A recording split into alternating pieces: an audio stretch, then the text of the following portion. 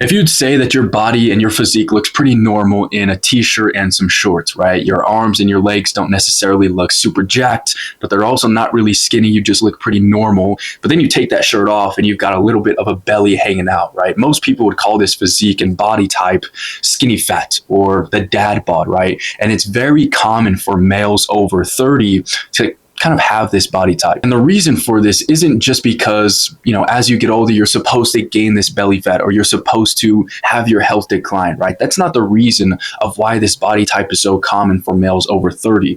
It's simply due most likely to a condition called insulin resistance, right? So you may be eating clean every single day or trying to, right? And hitting the gym pretty consistently every single week, yet you're just left with this same body type a couple months later, right? This belly fat that you can't seem to shake and these energy levels overall every day that you can't really increase without relying on something like an energy drink or caffeine. Insulin resistance is very common, but it's also very easily reversible with the right structure. So that is exactly what I'm breaking down today in this video. What insulin resistance actually is, some signs that you may be insulin resistant, and then simply the fix to all of this, how to rebuild your insulin sensitivity and get into the absolute best shape of your life. So let's get right into it. All right, so first off, again, what insulin resistance actually is. So insulin's job is very simple. After you eat food, right, insulin, its responsibility is to let glucose into your cells for energy, right? Insulin goes to the cell's door, knocks on the door and says, here's glucose, can you come in? And then they say yes, right? It's a very efficient process when your cells are responsive to this insulin. So a small amount of insulin getting released from your pancreas gets the job done, right? That glucose, after you eat it, is put right into the cells exactly where it needs to go so that you have energy throughout the day. Insulin resistance, however, is when this process isn't happening as efficiently as it should be, right? Insulin knocks on the door of the cell. It's trying to let glucose in, but that door never opens, right? And so the pancreas has to compensate for this, releasing more insulin to try and shove down that door so that glucose can finally go in, right? But then again, that means more insulin in your body. Over time, you end up with chronically elevated insulin as this process continues over the years. And elevated insulin is a fat storage signal, a hunger signal, and an energy crash signal all in one, right? So that was just a quick explanation of what insulin's job is and what insulin resistance actually looks like, right? But let's talk about now some symptoms to have you be able to decipher, maybe I'm insulin resistant, right? And so I've got 3 signs and symptoms to talk about. That first one is, again, the biggest one, right? Midsection belly fat, despite consistent training and trying to be in a calorie deficit, right? So again, like I said, it's very simple. Elevated insulin levels tells your body that it needs to hold on to this energy, this glucose, and hold it, store it as fat, again, around that midsection area. So it doesn't matter how many workouts you're doing every single week. It doesn't matter about your calorie deficit, right? It matters about your hormonal environment. And if that is off, your body is then told to hold on to this energy as fat rather than release it into these cells for energy. The second sign here is that you get hungry again shortly after a big meal. So maybe you just ate a big meal, right? And you felt pretty full, but then 30 to 60 minutes later, you just feel hungry again. This is because of that insulin resistance and your body's cells aren't getting fed efficiently. That glucose is not going where it's supposed to go. So your body just simply reads that as a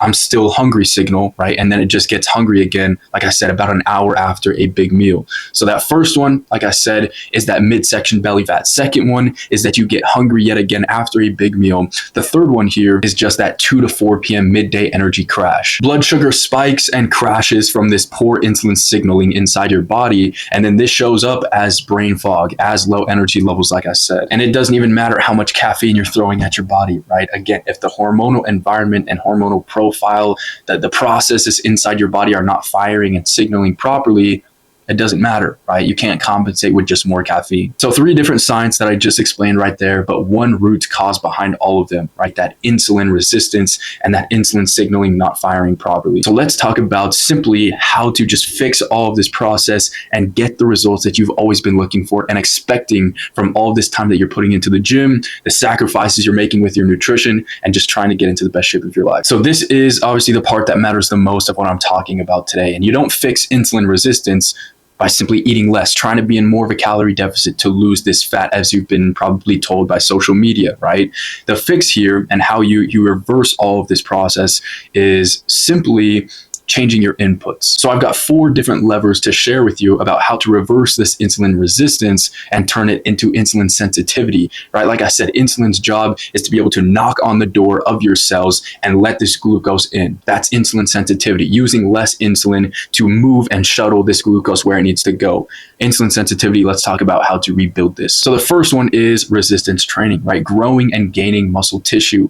Muscle mass is the single largest disposal for glucose, right? So when you eat and you have more muscle mass on your frame, that glucose doesn't stay in your bloodstream, right? It goes to actual muscle cells now because it feeds the muscle so that it grows bigger and it's actually sustainable. So this is why building muscle isn't just cosmetic for somebody like you with a very busy schedule, a lot of responsibilities, a high stress environment at work, for example, right? Again, yes, it's great to grow muscle mass. Look in the mirror, take your shirt off at the beach and have the muscle, the physique that you want, right? But again, it's not just cosmetic and for aesthetics for you. It's for high performance. It's so that your body is in an optimized state for success overall. And again, getting the best results that you want. The second lever is so simple, but so powerful. And it's just a 10 to maybe 20-minute walk after you eat your meals. So every day and after every meal, get outside for a walk or go on your treadmill if you have one inside and it's winter, right? But again, get out for some activity, some movement after you eat a meal, because these working muscles, as you walk, as you move, right? Those working muscles will pull this glucose out of your bloodstream, right? Without needing any extra insulin to do that.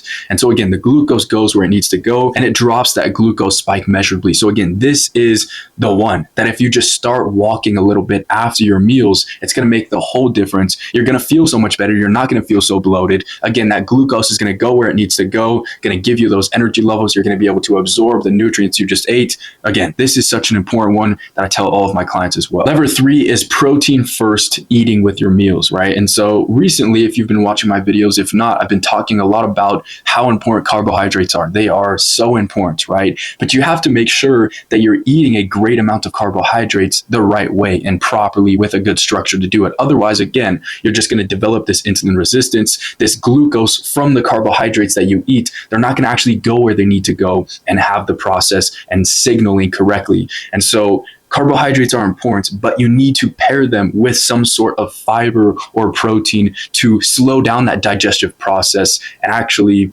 blunt this glucose spike that will come along with carbohydrates without them. So again, this isn't about cutting carbs. Carbs are not bad. Carbs are king, man. They are energy for better workouts, for better cognitive performance, right? Again, it's eating energy, so you don't have to rely on caffeine, but you want to do it correctly with the right structure, combining these carbohydrate meals with a little bit of protein, with some fiber, again, because of the benefits I just told you about. So that's lever 3. Lever 4 is sleep architecture and just proper recovery in general. One night, even just one night of poor sleep can measurably impact and reduce insulin sensitivity the next day. So you may be really healthy. You may have been working on your insulin sensitivity, getting to a great place. But then, of course, you have that bad night of sleep, or traveling does the same thing. A crazy, stressful work day does the same thing, right? It's not just poor sleep, but it's overall stress management and regulation. Again, but the stress combination of all of this and how it affects it is what I'm trying to say is just massive, right? And it's again going to affect the next day of how well your body's able to use this glucose for energy and have that insulin do its job correctly. So this is why your recovery protocol has to be locked in. It's not just all about the gym. It's not just all about nutrition and a calorie deficit, protein, carbohydrates, fats, like I said. Those are key parts, but the biggest part here is your sleep and your recovery protocol, your HRV, looking at your resting heart rate, looking at how much deep and REM sleep you're getting at night, right? High quality, not just quantity, 8 hours of sleep at night. This is huge because it's going to affect how everything else actually works the next day and days forward. So there are the 4 levers, and I hope you realize that these 4 levers are part of a system, and this system is about not more effort, not more discipline, right? It's again just having structure, a plan that works for you, because you may be already having this great discipline, this great consistency with going to the gym, like I said, eating consistently, all of it. Everyone thinks they're doing everything right and everything that they're told to be right by social media, for example, when in reality, the system that they're following when they think they're doing everything right is just off for them specifically. We're all human bodies. There are all basic health principles, but it's how you apply those health principles to your specific life, your schedule, your struggles, your responsibilities, everything. So again, it's not more effort, it's a system to actually apply all of these things and get the best results that you are looking for. And I've watched this reversing process happen so many times with my clients, obviously, right? They come to me, right, to work together, and they're not necessarily out of shape, very overweight, but they want to get their health to the highest possible level for themselves, right? So they want to lose that excess belly fat. They want to fix their energy levels. They want to build the body that matches the standard they hold themselves to in every other part of their life. And so I just want you to know that your best years are not behind you, right? Even if you were in great shape in your 20s, that doesn't mean that in your 40s, you can't be in that same great shape. Right? Health decline as you age is not inevitable at all. We just see it so commonly with men after 30 having their health decline because their responsibilities change, right? They have more work, they have a family, they have kids to take care of, and they stop taking care of their health at the level that they did when they were 20, but also it's just a little bit harder to recover as you age. And many people, especially men, obviously, they don't give themselves that time to actually recover properly, resulting in all of the things that I talked about today and more things. Like always, I hope you learned something from this video. Very simple, talking about insulin resistance, how to reverse it, rebuild that insulin sensitivity, and get into the best shape of your life. Not just physically, right? But I talked a little bit about that cognitive performance, how this insulin resistance can affect your brain fog, how it's affecting your decision making every day, right? Your work rate, having to rely on caffeine just for energy, all of that, but also, of course, achieving a great physique for yourself. So again, I hope you learned something. And if you want this exact system directly built into your schedule, your stress load, and your biology, DM me the word biology on my Instagram, and I'll walk you through this entire system implementation directly. But if you're maybe not ready for that yet, just simply subscribe for more videos just like this. I'm constantly posting valuable videos every single week. So subscribe for more, and I'll see you in the next one.